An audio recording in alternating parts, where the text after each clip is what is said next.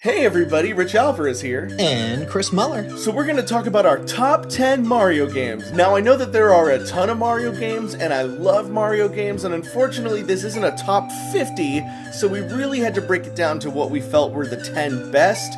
We will have some honorable mentions in there, but for the most part, these are what we consider the best. If you hate us because of that, then we're sorry. Super Mario Sunshine! Hee-hoo! There was a lot of hype for this game coming fresh off the Nintendo 64. This was the only Mario main title game on the GameCube. I had to insist that this make our list because I personally have a ton of nostalgia for this game. Yeah, this is definitely a favorite of Chris's, and I enjoy it. I loved the aesthetic. I thought it was cool that Mario was, in a tropical beach. It felt like an endless summer break.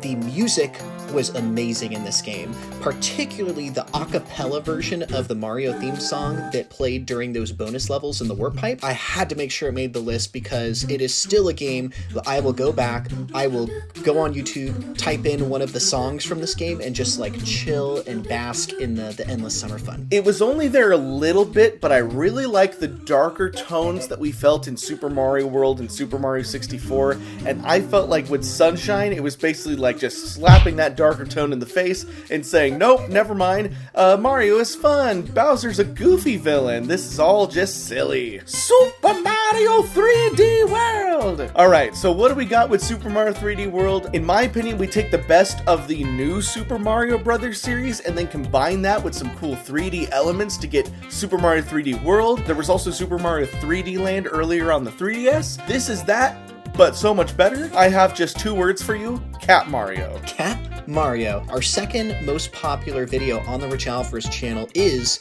Super Mario 3D World in real life, where Richie dressed up as a cat. That video, currently, as of this recording, sits at 5.7 million views, and it's only behind our Gangnam Style parody at 6.2 million. So to me, that showed that there is a lot of love for Cat Mario. There is some really intricate level design in this game, going back and forth between the 2.5D to the 3D, and everything in between. Super Mario Galaxy! Alright, so we agree that Galaxy is actually a pretty good Mario game. It introduced Rosalina, it had some cool aspects, but those Wii controls, man. When I play a Mario game, I just want a normal controller. I have the same feelings toward Twilight Princess. I got personally annoyed with having to shake the Wiimote. Now, some people loved it, but you'll notice that Nintendo did eventually move away from this. Yeah, this is a great game with a lot of potential, and if they ever did want to do that Switch remake that everyone's begging for, and they got rid of the motion controls and made it work with just a regular controller, this could be way higher on this list, but as it is, thanks to those motion controls, it'll sit at number 8. Super Mario Odyssey! And unlike Super Mario Galaxy, you actually get a controller, and I personally have a Pro Controller for my Switch, which has been such a huge plus for me. Pro Controller's the way to go unless you're playing something like 1-2 Switch, and let's face it, no one is. The controls on Odyssey feel amazing. Now this is a little bit of return to form, I think, because it does have bigger levels, which is what I think that Galaxy was missing a little bit. I really love how you go into a level and then you can get down into the basement area and become a T-Rex. And then on the sand level, you'll see stars on platforms in the sky that seem incredibly unreachable until later you realize there's things you go through other levels to get to warp pipes that'll take you to those platforms in other levels. It's some really intricate stuff in this game. And the graphics really look clean. This is as far as Nintendo games go, Mario at its best. So in my opinion, it's better than Sunshine, it's better than Galaxy, it is the best giant Mario platformer, in my opinion, since Mario 64. But it still kind of alludes towards this, everything is happy, and Bowser's my enemy, but he's kind of my friend too, even though we don't get along, and he steals my girlfriend once in a while, he's really goofy, and therefore, everything's good, So it has a little bit of that, and I realize that that's what's become kind of popular in Mario the last couple decades, but we're going to get a little bit further on this list, and I'm going to explain why that's wrong. Mario and Luigi Superstar Saga! Mario Superstar Saga is one of those games that I find myself continuing to go back to. In my opinion, one of the absolute best games on the Game Boy Advance. And here's what it comes down to. It has a lot of accessibility because there are other RPGs in the series that we'll be getting to, but I like this one because the learning curve wasn't too hard. It was easy to get into, especially if you were younger. The plot was very, very clever. I know that we've talked about tone, but in this game, Bowser is kind of like a lovable dork, and the real bad guys are Cackletta and Fawfil. Bowser sort of kind of helps team up with Mario, but the gameplay is great. The way that you unlock some of these different moves and some of the gear for Mario really feels like you're progressing. The music on the overworld, again, is, you'll notice for me, if a game has a really, really, really memorable song, I find myself going back and playing the YouTube soundtrack. This is one of those games. If you've liked any of the Mario RPGs, especially later ones like Bowser's Inside Story, and you never got around to Superstar Saga, get around to Superstar Saga. It's probably the best of the Mario and Luigi series. Welcome to Mario Kart! So, Mario Kart 64 was not only a giant leap in Mario sports games, but it was also a giant leap in Nintendo 64 sales. I actually do have a lot of love for Mario Kart 8, which is what I will play when I play a Mario Kart game, but because of nostalgia and hours played and just good old-fashioned friends versus friends, I have to say, when I think of Mario Kart, I think of Mario Kart 64. Mario Kart had some really, really good music, and it was not by Koji Kondo, it was actually another guy. Heavens! Kenta Nagata. Some of the most memorable tunes, one of my personal favorites from this is actually the credit music. There's a remix that I've used in a lot of our videos, but it's this perfect, like, the sun is setting and it's the end of the day after this, like, wonderful adventure. So, you know, kudos to the composer for making a very memorable music track. Super Mario Bros. 3! Okay, first I'll say, I do really like Super Mario Bros. 3. But I think that when a lot of people put it on, like, their number one, like, you see some other top 10 lists, they're like, number one, Super Mario Bros. 3. Why? Just cuz. Those people are over 40. Nostalgia goggles. But as Richie would say, ours are better. You know, I'm 32, so I'm not quite up to Super Mario Bros. 3 being my number one spot age yet, but I think that it perfected the Mario jump. I think that it perfected the Mario power-ups. The inclusion of Raccoon Mario was excellent. I think that the introduction of the Koopalings was a great way to diversify the villains. And when I say diversify, I mean just, you know, more than Bowser. Who are the Koopalings anyway? Are they Bowser's children, his cousins, his nephews from Ohio? Who knows? Who's to say? It doesn't really explain. You know, it did add a lot of elements which I think are crucial to the mythology of Mario, which is why it still gets to be at number 4 here. I just don't think that it deserves to be number 1 when every single thing that this game did, they got better in Mario World. Sorry. I don't think that it's the number 1 game.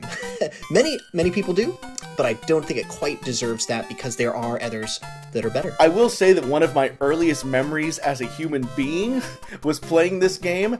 There was a 3-year-old Rich Alvarez in 1990, and the song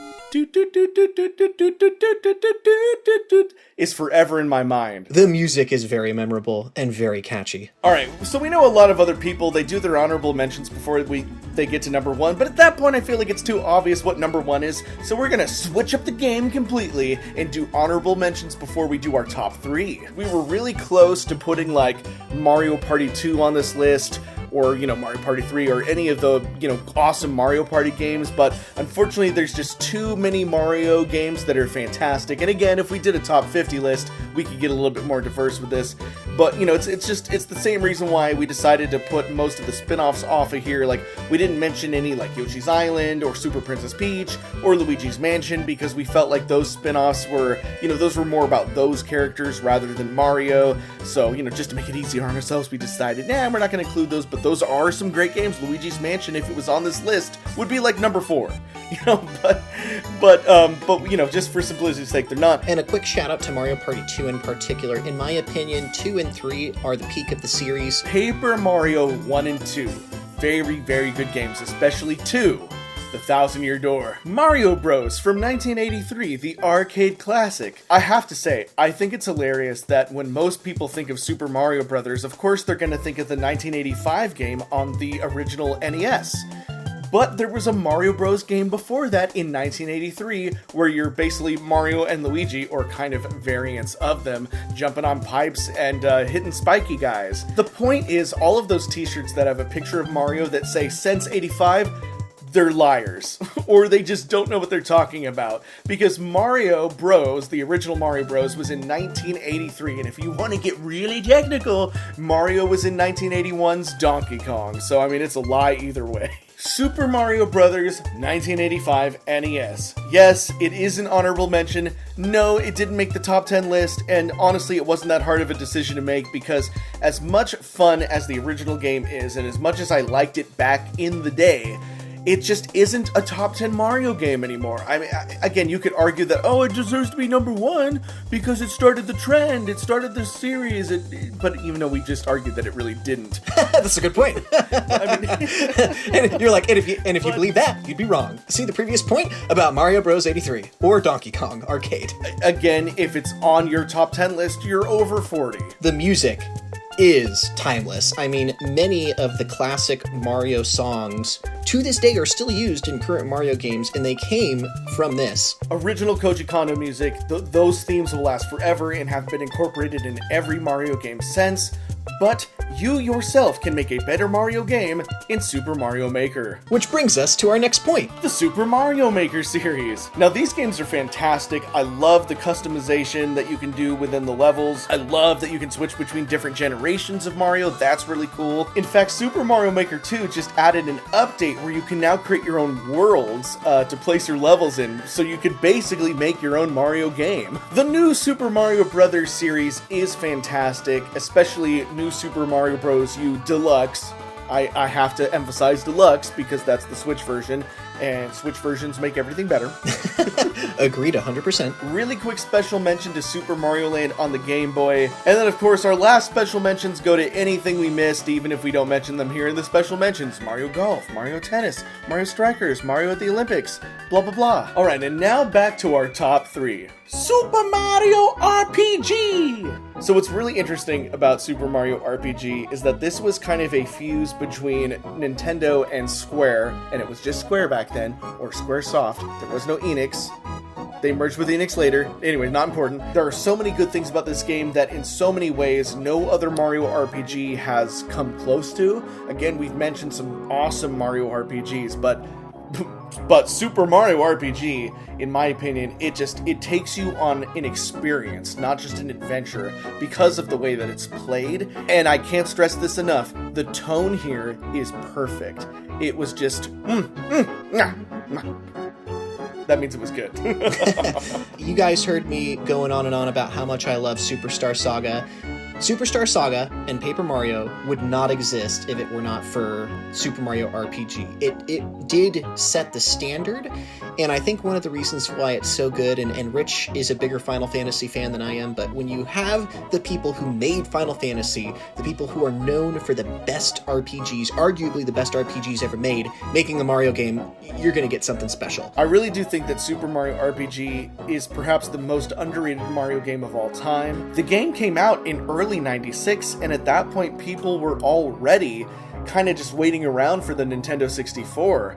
So because it came out at the end of the Super NES life cycle, it just kind of went under the radar for a lot of people, which is really sad because this is one of the best games ever made. Super Mario World! There is literally nothing negative in the world to say about this game. It took everything before, which at that point had been, of course, only 2D Mario games, and perfected it. Perfect 16-bit glory, all of the elements. Just remembering everything I like about this game, I'm at a loss for words. Just, it's a perfect game. I don't know, what else do you want from me? I don't think there was a better 2D Mario game, and I don't think there ever will be. Some of the things I remember nostalgically about this game is I loved the hidden bonus levels, because a lot of these levels, you'd get to the exit, but then there'd be like a hidden exit. So trying to 100% this game was tough, but so rewarding. Yoshi, being able to ride him was awesome. The different effects that the Yoshis did. Riding on Yoshi and then jumping off of his back and letting him fall down a cliff. Betrayal. There's literally only one key point that makes this number 2 instead of number 1. And it has nothing to do with this game, because this game's perfect and fantastic. Just the next game might be a little bit more perfect and fantastic. Oh, that's so well said. Super Mario 64! So, Super Mario 64, important because, of course, it is the first fully 3D Mario game. It set the standard for how we expect him to move and jump, our expectation for how he looks in 3D, how he sounds. This was, of course, the first time Charles Martinet voiced the character. How we expect Mario to interact with 3D worlds and 3D objects. This is the definitive Mario game for today's Mario games. Just like how Super Mario World took everything from before and perfected it, Super Mario 64 started what we know as Mario today, and everything else after it is a copy of it in some way. It set the stage for what we expect from a 3D Mario platformer, and every 3D Mario platformer will be compared to Mario 64. At least for us.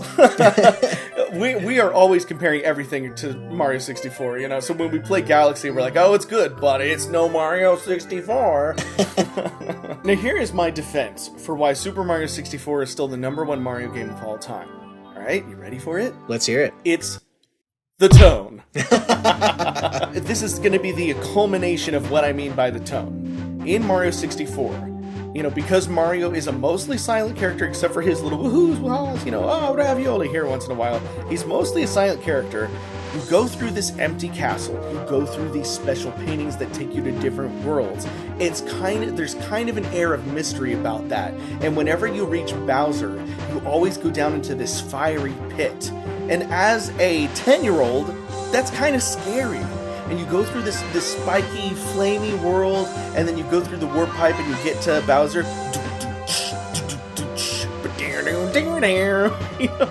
And you know, Bowser's huge, and he's just coming at you, slow steps.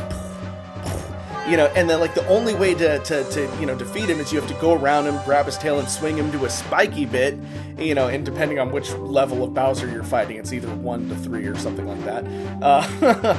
But the point is, like, the way that it was presented, the way that his dark world was with the flames, and it was always kind of scary and spooky. There was nothing in that except for maybe a few little bits of dialogue. There was nothing about Bowser that was goofy. He was always presented as scary. This is a thing to be feared. And the game conveyed Bowser as a villain better than anything before and after it. In fact, this is the reason why this is the #1 Mario game. It's because it actually makes you feel something.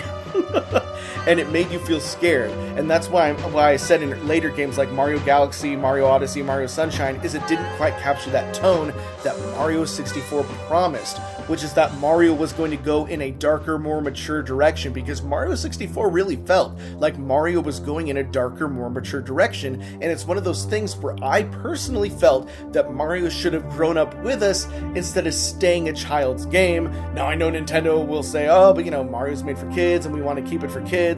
Of course they do, but just as someone who played Mario 64 as a kid, we really wanted a follow-up where we were on a mature scale. I don't know. What do you think, Chris? I agree 100%. It set a tone that Nintendo went in a different direction. I just have to agree with Rich on this. It's everything I wanted in a Mario 3D platformer game. There's the nostalgia, there's the tone, there's the music. And there's a lot about the limitations of what they had to work with that kind of help the tone, too.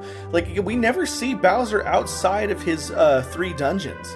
And that's one of the things that makes him so mysterious and creepy and frightening. Because, again, in other Mario games, when he's riding on top of his flying ships, and he's like, aha, I win this time, Mario. That's what makes him more of a cartoon villain, whereas in this game, he kind of stays in the depths, It's the suspense. They got the villain right with proper suspense, because sometimes less is more with villains. Mario 64, it's fun when it's fun, it's exciting when it's exciting, and it's scary when it's scary. To a 10-year-old. And it doesn't scare me today. What do you guys think? What are your top 10 Mario games? How bad did we screw up? What other top 10 lists would you like to see us do? It could be anything. Video games, movies, whatever. Top 10 toothbrushes? I don't care. If you guys guys like this video, please give it a like. As you know, likes are very much factored into the YouTube algorithm, so if you like it, more people will see it, and you might see our videos pop up in your feed more often. Hey, if you didn't like it, give it a like anyway. It's the one where the thumb's pointed up. If you guys want to follow us on any other platforms, we've got some links in the description. And lastly, please subscribe and then hit that bell, because if you don't hit that bell, then our channel virtually doesn't exist. If you made it this far, you are a true Rich Alvarez fan, and more importantly, a friend of Mario. I'm not authorized to say that, but you know it's true. Alright guys, thank you so much for watching. Bye-bye! Bye!